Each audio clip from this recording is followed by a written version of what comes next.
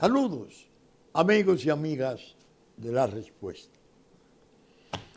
El miércoles de esta semana entregamos a la tierra a un gran dominicano, Alejandro González Pons. Murió en España después de haber luchado con un quebranto que finalmente le llevara a la muerte, con gran valor y estoicismo. Sus restos fueron inhumados en el Cristo Redentor y tuve la oportunidad de acompañar a su familia.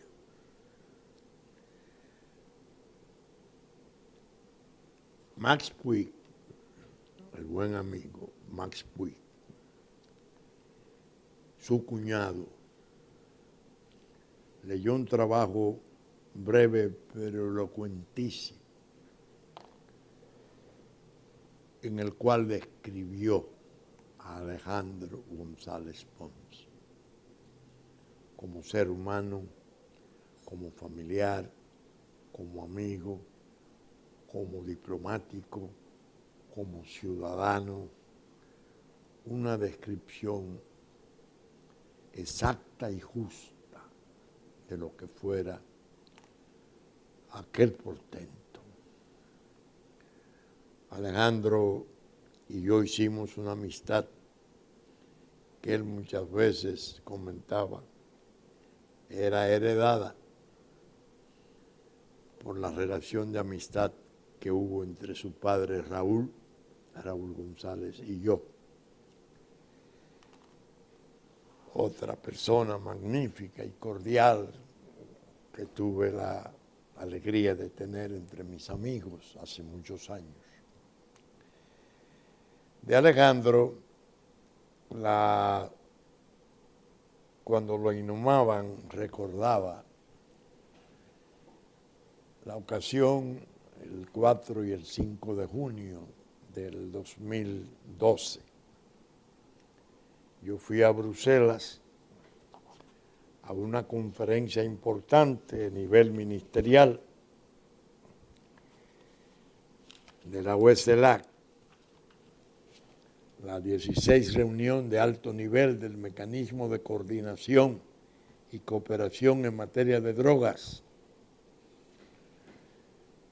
Y dicté una conferencia bajo el título Narcotráfico, sus hábiles cursos de acción y las políticas públicas regionales. Alejandro, que estaba acreditado en Bruselas, en el seno de la Unión Europea, la capital económica y política de la Unión Europea, nos atendió. Presidió esa reunión y lo hizo admirablemente la doctora Liriano, viceministro de Relaciones Exteriores. Y fue una experiencia muy grata, muy enaltecedora. Y recuerdo el trabajo de Alejandro González Pons. No solo en los 2 días y en su asistencia tan cálida a la delegación nuestra, sino el trabajo preparatorio de meses. ¿Cómo manejaba Alejandro ese expediente? A él le tocaba la coordinación de ese año. Y yo me sentí tan orgulloso y tan satisfecho de ver la forma que Alejandro se desenvolvía. Y cuando hablaba con funcionarios de la Unión Europea, por alto que fuera su nivel, el respeto que esto le mantenían, la simpatía. Y pensaba, caramba, qué lástima que no podemos clonar a Alejandro para tener un servicio diplomático nuestro tan brillante como lo merecemos.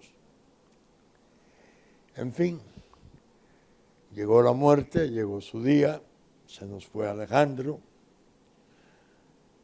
Yo tuve la oportunidad de darle pésame a su viuda, a sus hijos y a Max, naturalmente, como a sus hermanos. Y para la República es una pérdida muy sensible, porque era además un patriota por los cuatro costados, íntegro, con ideas muy claras sobre los problemas nacionales y los peligros externos, con una dignidad increíble al tratar el tema y versado como ningún otro.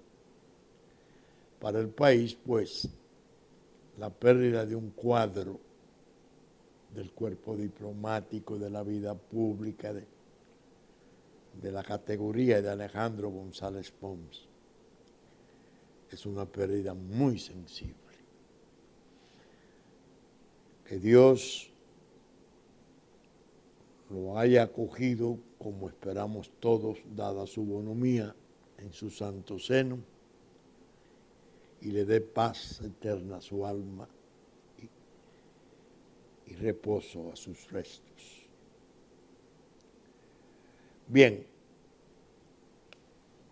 la semana del jueves ofreció un escenario interesante, porque en los últimos tiempos, según hemos venido aquí apuntando, la respuesta ha estado muy atenta al limbo, al peligroso limbo en que caímos. Y fueron muchas las protestas, las quejas, los reproches a esa escandalera de la política, de las bajas pasiones, de las envidias, de los desencuentros, llamándoles la atención a aquellos especialmente alojados en el partido de poder, que en base a esas pugnas sórdidas, detestables, estaban comprometiendo la cohesión nacional a través de los disturbios intrapartidos, cuya cohesión también ha resultado muy malherida y está muy maltrecha. Son decenas de programas de la respuesta donde nosotros hemos estado animando, tratando de animar a que abandonaran esas posiciones tan ríspidas y absurdas y que pensaran en un grado de unidad deseable, sobre todo en un contexto de peligros regionales con ya magnitudes mundiales de trasfondo que nos han hecho a nosotros un posible blanco objetivo de desventuras, de vicisitudes fatales para nuestra independencia, para nuestra soberanía, porque ya no se trataba, así lo apunté con mucho énfasis,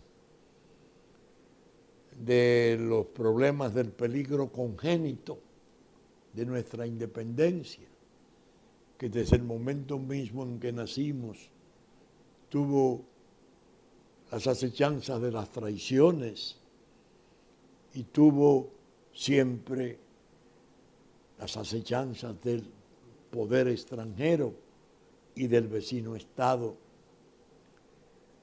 que pretendieron desde el principio desconocer la República Dominicana que costara tanta sangre, tantos sacrificios, poderla mantener después de su independencia en el 44, 12 años de guerras incesantes, después de la anexión a España, la guerra popular de restauración de la independencia.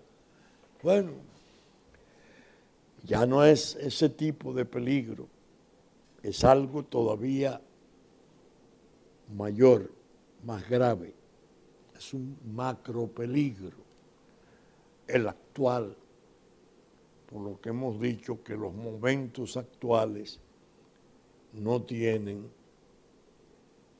referentes que puedan, del pasado, que puedan igualarse o parecerse siquiera. ¿Por qué? Porque la geopolítica que impulsaba desde Francia, Canadá, Estados Unidos, la fusión, la absorción la refundición de los dos estados en un estado binacional esperpéntico, ha obedecido al rechazo migratorio que la desventurada población haitiana ha intentado. Llegar a sus playas, son devueltos con drasticidad. Hablan de ser sus amigos, pero son los que menos han atendido sus necesidades. Y siempre estuvieron muy atentos a resolver el problema de Haití en República Dominicana, y no importa que se sacrificara República Dominicana. Esa ha sido una lucha del programa y de muchos sectores. Pero me toca hablar de lo que hemos hecho como esfuerzo. Esa geopolítica agresiva, peligrosa, poder norteamericano especialmente, en una asociación implícita con los grupos de gran poder, de liberales, de la nación del Islam, del Caucus Negro, de todo el poder de los demócratas. Avanzó mucho, logró propiciar la invasión esta insidiosa que hemos padecido de cerca de 2 millones de haitianos entre nosotros. Y ha estado trabajando en la sombra a ver cómo logran incorporar en el proceso político, incluso en el ámbito electoral, al haitiano falsamente nacionalizado como dominicano, en medio de un desbarajuste de la identidad, en medio de todo ese fracaso para la aplicación correcta, la aplicación técnica exacta del fallo 168, que es lo más importante que se ha planteado como solución entre nosotros. Eso se envileció, eso lo patearon de 1000 maneras. Ese gobierno, ustedes ya podrían decir, bueno, doctor, no lo diga más, porque no lo queremos oír más. El contraste que siempre hemos hecho entre el discurso de La Habana, de Danilo Medina, y la desconsideración de Juan Dolio, de Gustavo Montalvo, desmontando todo cuanto aquel planteara en La Habana, siendo el jefe de la política exterior, el presidente. Ustedes recordarán a Nur, aquel hijo de Vargas Llosa, todas las consideraciones. Nos metieron en Noruega y creo que también en Suecia. Y a escala mundial nos trituraron. En medio de ese desorden, las pugnas, intrapartido, las divisiones, la reelección 1516, que la tratamos aquí, que dijimos, como habíamos dicho en el 10 y el 11, no toquen la Constitución. Para hacerlo es necesario dos referéndums, uno consultivo y otro aprobatorio. Todo lo que surja sin ese trámite de consulta popular profunda y generalizada va a ser ilegítimo. Todo se va a corromper aún más de cuanto viene corrompiéndose. No fui oído, fui más bien objeto de todas esas bajezas y todas esas baladronadas de sinvergüenzas que están al servicio del encargo para desacreditar todo lo que no sea las grandes estrategias de los grupos de poder. El peligro ha ido girando. Y hemos dicho también, estoy pasando revista de las cosas que he planteado, que el acuerdo de establecer relaciones diplomáticas con China era un paso sumamente importante que generaría consecuencias que nosotros no estábamos en condiciones de medir. Porque estaba de por medio la disputa, la guerra, no solo de comercio, sino de seguridad, de tecnología, de supremacía entre dos potencias. Y la geografía indica, siempre lo ha indicado, es dominante, estando nosotros en el Caribe, ese tipo de paso iba a irritar al poder del norte. El poder del norte alegó traición de Taiwán, porque la forma que se hizo fue realmente muy deslucida y muy desconsiderada. El rompimiento de unas relaciones de 70 años con ese Estado moderno en la isla de Taiwán. Bueno, en todo caso, la posición nuestra fue: pónganle atención a ese paso que ha dado Danilo Medina. Las relaciones existían en el comercio, no había restricciones. Hacerlas diplomáticas en lugar de los otros reaccionaron incluso con una ira explicable. Incluso hasta llegaron a decir que habían comprado los chinos de la China popular en $3.000 millones, que a ellos se les desechara y se asumiera la relación con la China popular. Dijimos, eso va a tener consecuencias. Las consecuencias se han venido viendo. Se comenzaron a insinuar en una serie de signos.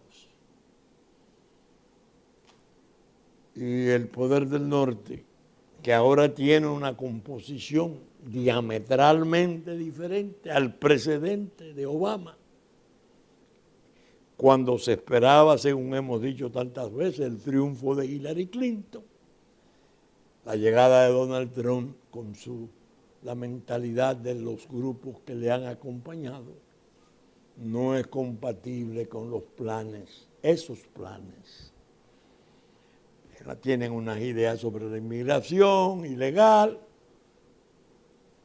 que nos favorece, tienen una idea clara sobre un muro para organizar, para controlar, no para destruir ni para dañar, que nos favorece.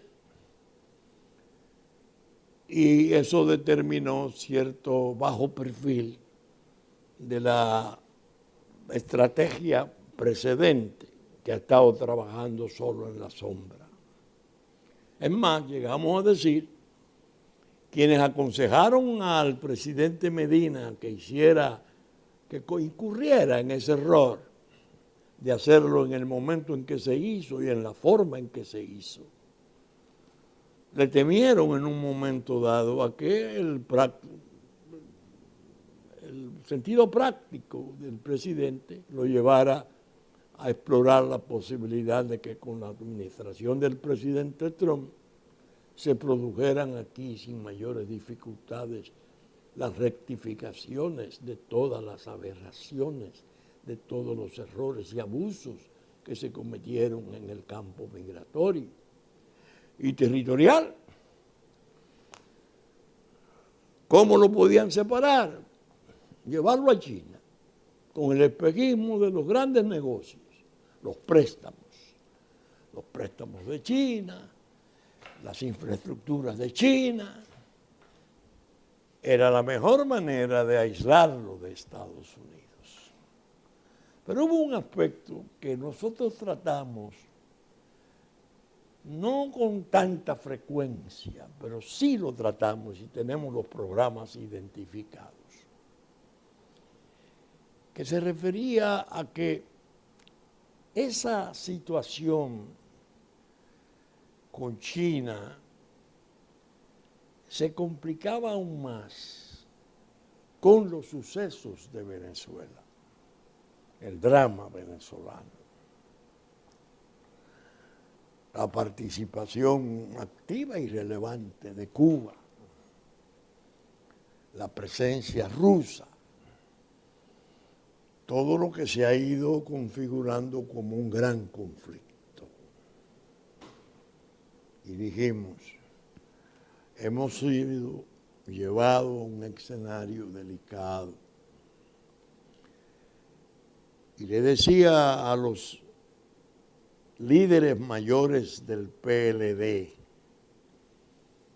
a los dos líderes reales del PLD, para decirlo con mayor propiedad, tengan cuidado que posiblemente sobrevenga el interés y quizás hasta la necesidad de la gente del norte de trabajar para oponerse no solo a la permanencia de Danilo Medina en el poder, eso es un hecho, sino a la permanencia del propio Partido de la Liberación Dominicana en el poder. Esa división va a contribuir a debilitarlo. Y la geoestrategia, la geopolítica de escala mundial que hay, puede ver como conveniente a sus fines que ese partido salga de poder, ensayar con una oposición, y hasta llegamos a decir, el candidato Abinader tiene una relación muy estrecha con el doctor Giuliano, que fue alcalde de Nueva York, legendario, que fue un fiscal formidable, que es abogado de Donald Trump. Su hijo, muy importante abogado, era el segundo del general Kelly en la Seguridad Nacional Norteamericana. Digo, ese partido de la Liberación Dominicana lo están llevando a un atolladero. Las disputas de los grupos y los enconos que se sembraron y la inquina que se ha sembrado. Llegó un momento en que casi lo di todo por perdido en los esfuerzos. Y dije, caramba, más vale callar. Esta gente está en otra cosa. Pero siempre con las reservas, sí, pero el país es prioritario. Y lo que haga esa gente, mal o bien, lo puede afectar o favorecer. Si esa gente entran en conflicto, se dividen y se produce una desestabilización institucional, para el país es ruina pura. Entonces, no me puedo cruzar de brazos. Y seguí insistiendo. el jueves vi una luz allá en el final del túnel.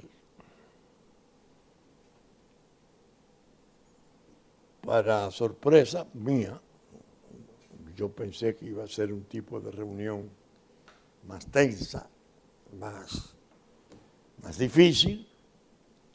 El PLD celebró su congreso que había acordado el comité político para adecuar sus estatutos a las normativas estas de la ley de partidos y de la ley electoral general. Y hemos visto en la prensa y hemos oído y hemos recibido las impresiones de mucha gente que ambos líderes estuvieron muy distendidos, muy sonreídos, como que no se sintió la crispación que muchos creímos que se producía siempre en cada reunión del comité político. Una reunioncita previa y una reunión breve y cierta distancia. Parece que lo de ayer, lo del jueves, fue algo diferente. ¿Qué podía yo hacer? ¿Callármelo? No. Celebrarlo. Pensar que de algún modo han ido cayendo en cuenta del significado de los hechos y circunstancias que nos rodean. Es decir, tocar la Constitución nuevamente por fallo judicial, por inscripción desafiante constitutiva de desacato y subversión, inscribiendo al presidente en una primaria sin ningún tipo de requisito, por decisión de la Asamblea convocada por un Congreso que desgraciadamente desde su propio seno están surgiendo las denuncias de soborno. Eso metería al país en un berenjenal. Un berenjenal no provechoso. Creo que es necesario que piensen aquellos que están situados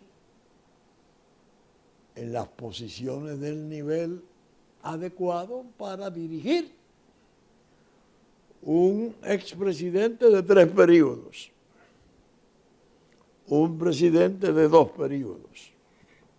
Estamos hablando de 20 años de poder.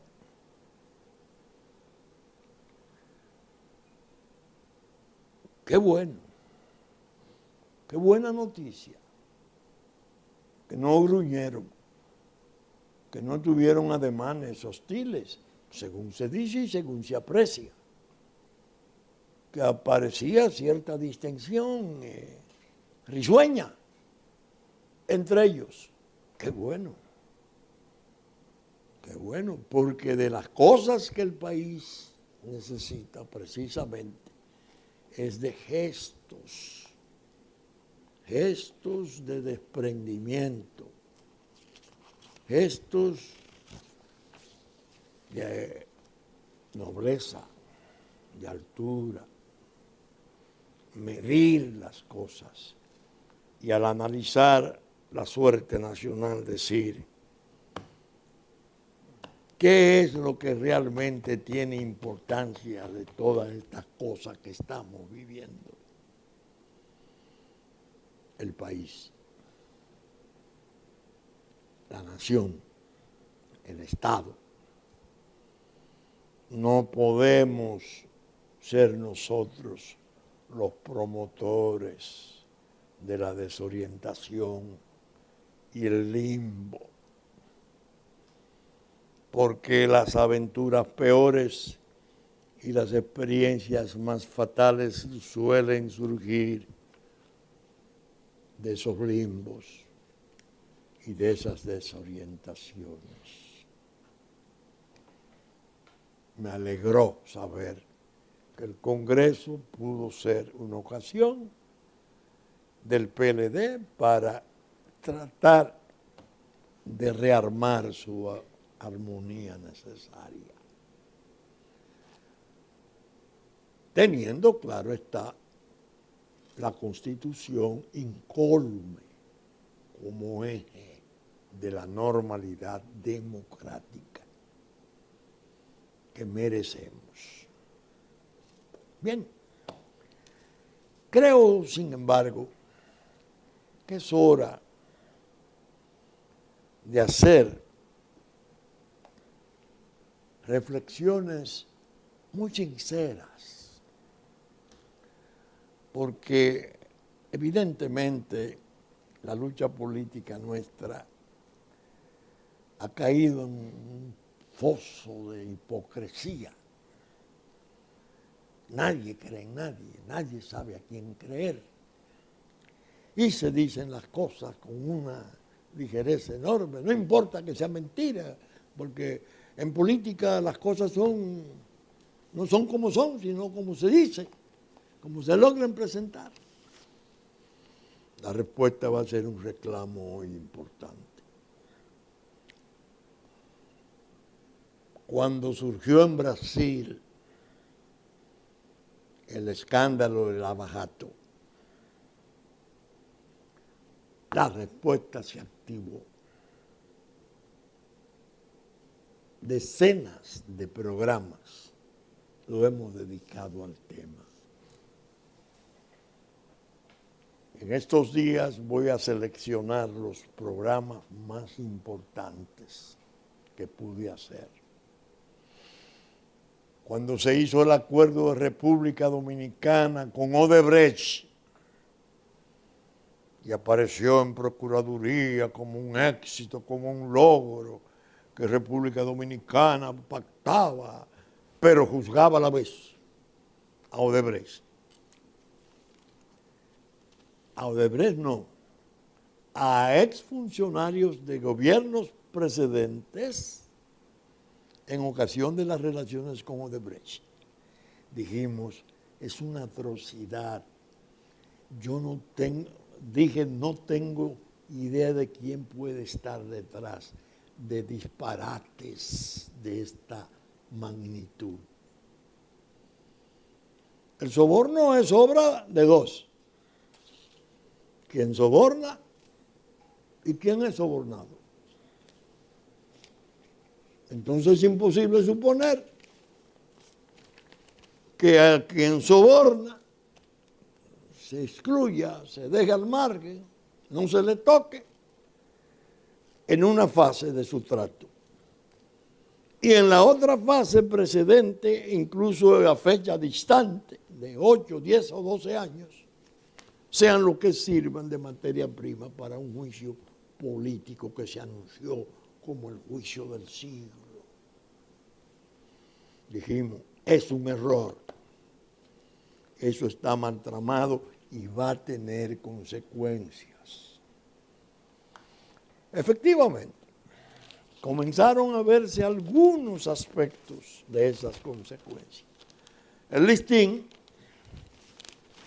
trae esta información,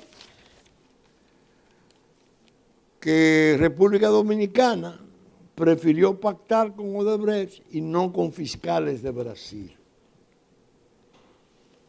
Va describiendo que 9 naciones le pidieron auxilio judicial en intercambio de servicios a Brasil, pero que de las 9 naciones, la única que firmó con Odebrecht como cosa aparte fue República Dominicana. Efectivamente, el procurador sale y dice, no es verdad, nosotros recibimos aporte de Brasil, y es verdad, y están siendo conocidos en una jurisdicción nuestra. Pruebas transportadas. no sometida a contradicción. Por Dios, el juez le pide que ordene que el Ministerio Público vaya para hacer algún tipo de confrontación con los autores de la delación premiada que ha servido para imputar a los acusados, a los imputados que están. El juez lo ordena, pero el Ministerio Público no va. ¿Por qué no va? Se ve ahora. Un informe de Transparencia Internacional. Lo que puede ayudar a explicar la ausencia de formalización con autoridades brasileñas, una vez que el país caribeño puede haber obtenido las pruebas directamente de la empresa, revela un estudio de Transparencia Internacional, titulado Gran Corrupción. Es el fenómeno descrito por el Movimiento Global Transparencia Internacional, IJ, que revela datos inéditos sobre la investigación. Dice, estoy explicando solo párrafos. El expediente dominicano y la central termoeléctrica de Punta Catalina está dentro de la documentación no revelada. Se dio lo que pensamos nosotros aquí. Señores, no sean tontos. Ese es un expediente de escala continental. Es más intercontinental porque hasta África paró el asunto. Eso va a reventar. Y dice esto. Una de las declaraciones que presenta el documento de Transparencia Internacional señala que el ex jefe del sector de operaciones estructurales de Odebrecht, estructuradas, Hilberto Mascarenas Alves de Silva Filho, quien era encargado de pagar los sobornos, realizó una transferencia en 2014 a la República Dominicana con el objeto de escapar de las investigaciones de la operación Lava Jato en Brasil. Según la delación de ejecutivos de Odebrecht, las operaciones ilícitas de la empresa en República Dominicana comenzaron desde el gobierno de Hipólito Mejía. Mencionan el acueducto de Samaná, el acueducto de Hermanas Mirabal y Catalina.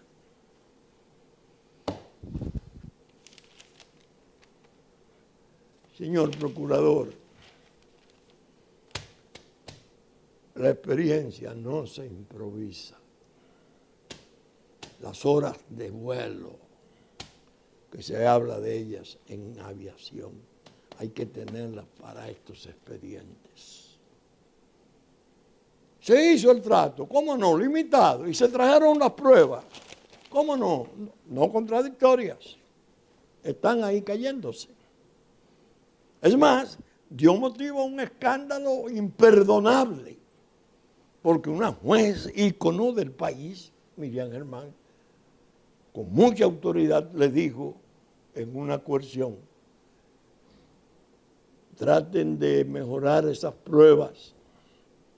Lo que le quiso decir, ese expediente se va a caer porque esas pruebas transportadas no contradictorias no van a ser base para un juzgamiento. Le trajo a la magistrada una situación que el país, por fortuna, cerró filas con ella y repudió la acción del procurador y del gobierno, porque le montaron un paredón moral en la hora que estaban haciendo una nueva composición de la Suprema Corte de Justicia. Se llevaron jueces ahí sin evaluarlos. Trajeron otros. Por Dios, este asunto es muy serio. Le preguntan, ante la pregunta de si existen datos que indiquen que el proyecto termoeléctrico Punta Catalina se logró fruto de la trama de corrupción vinculada a la empresa brasileña Odebrecht, La respuesta de Fabiano Angélico, consultor senior de Transparencia Internacional, fue un rápido sí. Según Angélico, existen testimonios y documentos, aún se encuentran bajo sigilo, que comprueban que el megaproyecto energético se encuentra dentro de las obras construidas gracias al pago de coimas. Sí, los documentos que tenemos de testimonio que continúan bajo secreto nos indican que este listado está mencionado como sospechoso, donde figuraban las obras, los acueductos señalados y la termoeléctrica Punta Catalina.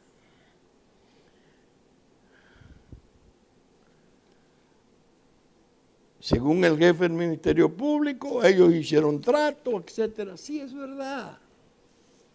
Pero tratos que no le permitieron cuando el juez de aquí le pide, le aprueba y ordena por resolución.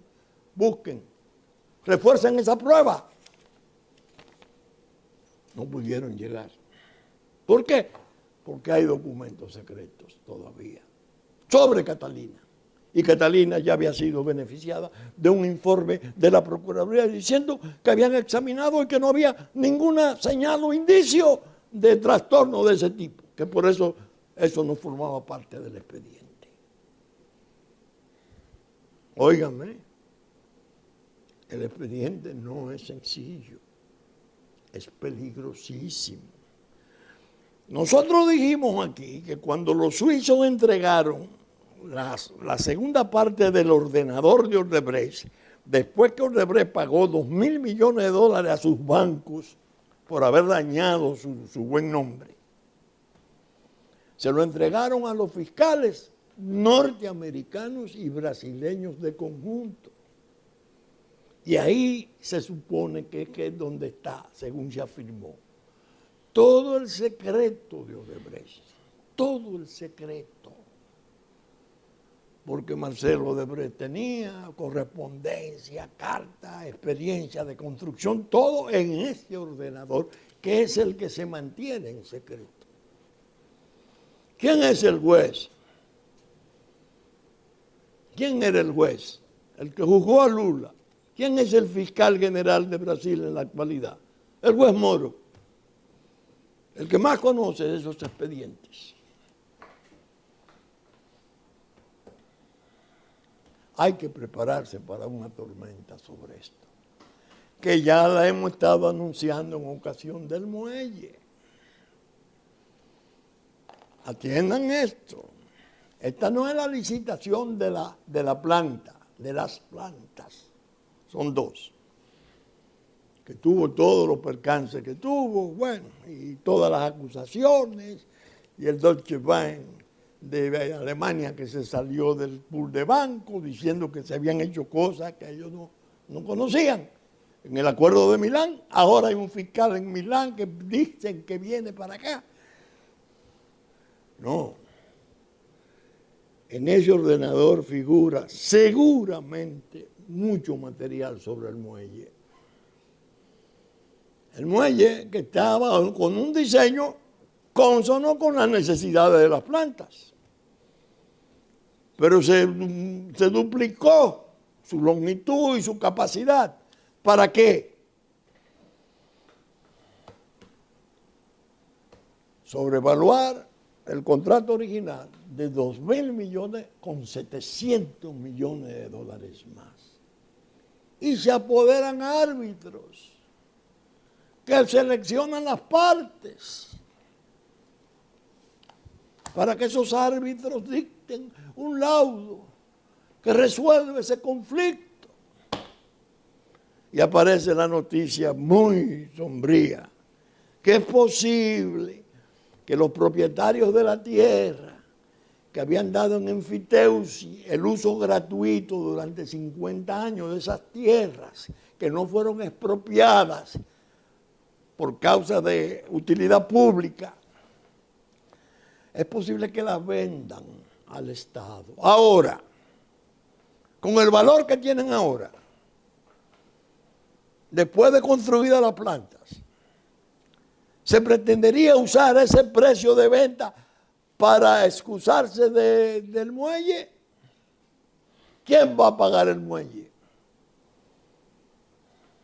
El gobierno, el gobierno, el pueblo, o los sectores del orden privado que intentaron o pudieron insertar esa aberración inmensa de no una sobrevaluación sobre el diseño establecido, ¿no?, sino sobre un sobrediseño inesperado y no revelado.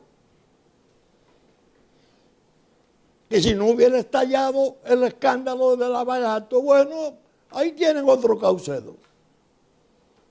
Pero del sur, pagándolo la República Dominicana, no los particulares que pagaron a Caucedo, que por cierto muchos de ellos están en ambas partes.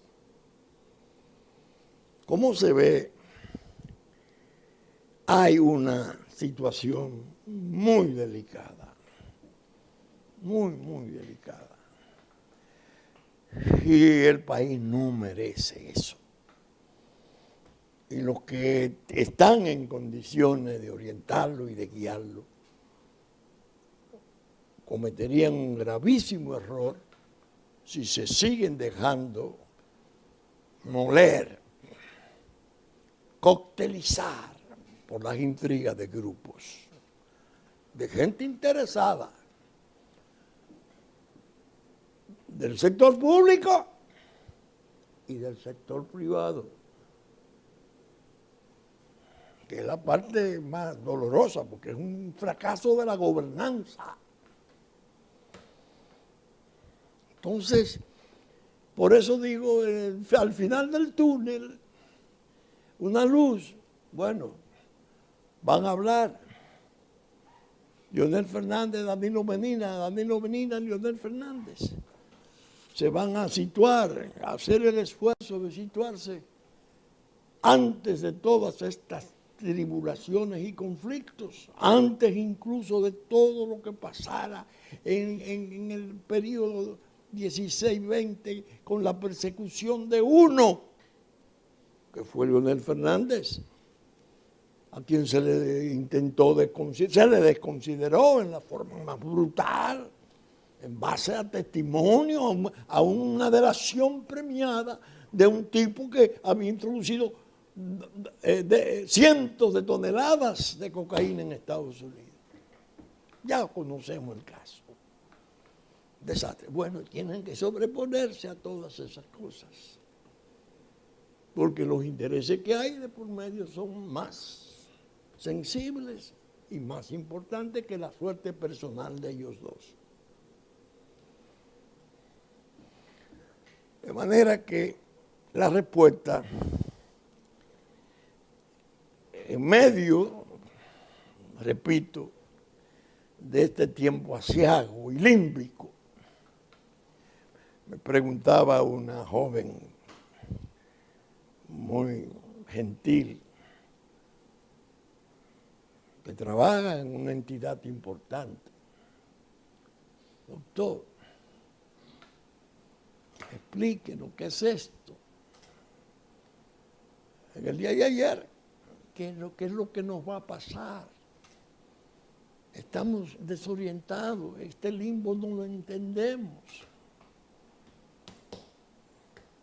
Y yo le dije, mira, cuando el doctor Balaguer ingresó a la Academia de la Historia, el discurso que él presentó para acreditarse fue sobre el papel de la divina providencia en los destinos nacionales. Búsqueselo y léaselo. Yo creo que a nosotros la divina providencia siempre nos ha protegido. La vamos a necesitar como nunca antes, porque los desenlaces pueden ser de una fatalidad nunca vista. Si se amarran con los sucesos de la región, puede pasar todo. Si se desorganiza la isla, aquella parte ya desorganizada y esta que entra en crisis, hay que prepararse para cosas terribles como lo sería incluso un eventual daño a nuestra independencia y nuestra soberanía. Ya como parte, como daño colateral de un conflicto mayor. Dios Todopoderoso siempre estará del lado nuestro.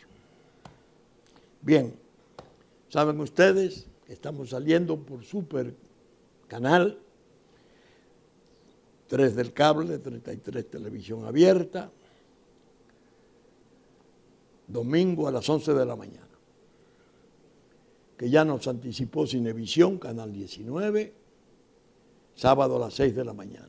Telefuturo, Canal 23, 8 de la mañana después de la misa de San Antonio, domingo. Telenor San Francisco de Macorís, 12 del mediodía, 6 de la tarde de domingo. Musavisión, TV3, TV Plata, 10 de la mañana, 12 del mediodía de domingo. TDI, Canal 51, 7 de la noche de domingo. Que nuestros contenidos son reproducidos por Diario Horizonte de Nueva York, Diario Digital Dominicano. Y la radiodifusión estará siempre a cargo en nuestra versión central por Radio Real de La Vega y Hit 92 en la mañana de 6 de la mañana a 7 de domingo por Hit 92 para el sur de la República. Que los canales amigos de Constanza, Sabaneta, Montecristi, Higüey, Romana y Nagua reproducen nuestro contenido en tiempos pertinentes. Con la gracia de Dios esperamos estar con ustedes el próximo fin de semana en una nueva entrega ya en junio de La Respuesta. Muchas gracias y hasta entonces.